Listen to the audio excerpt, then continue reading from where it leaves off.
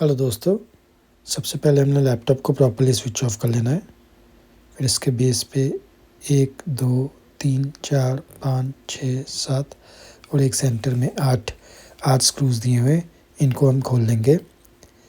ये सभी screws lock लगे होते, ये बाहर नहीं निकलते, जस्ट ओपन होंगे। इस मॉडल में जो मदरबोर्ड है वो टच पैड पे फिक्स है, सो हमारा जो बेस है ये बाहर की तरफ निकलेगा।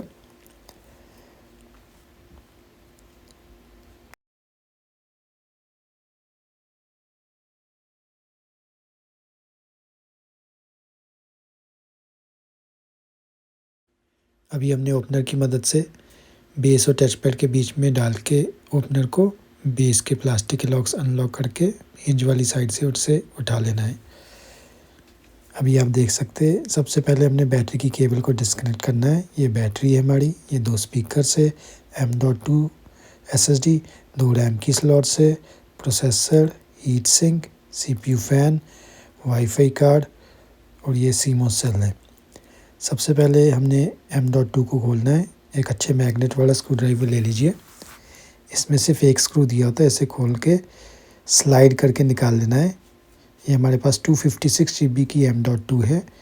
अभी हम इसमें 512 GB की M.2 डालेंगे कंसिस्टेंट की। जैसे कट बना है ठीक ऐसे इसके अंदर डालना है और इसको नीचे रख के एक स्क्रू टाइट कर देना है इसका। अभी हमने जो बैटरी की केबल है इसको कनेक्ट कर देना है।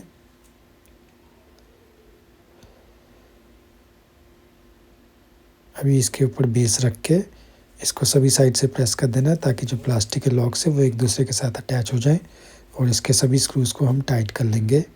शुक्रिया वीडियो देखने के लिए। सब्सक्राइब कीजिए हमारे चैनल को और वीडियोस के लिए बेल आइकन को प्रेस कीजिए नई नोटिफिकेशंस के लिए। लाइक और शेयर ज़रूर कीजिए अगर आपको इससे कोई मदद मिली हो।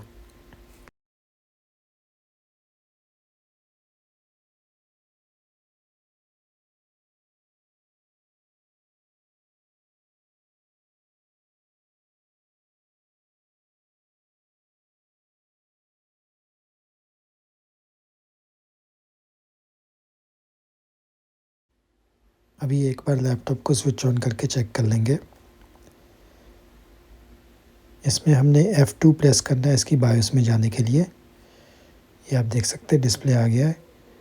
अभी हम इसकी बायोस में जाके इसकी सिस्टम इंफॉर्मेशन में जाके चेक कर लेंगे।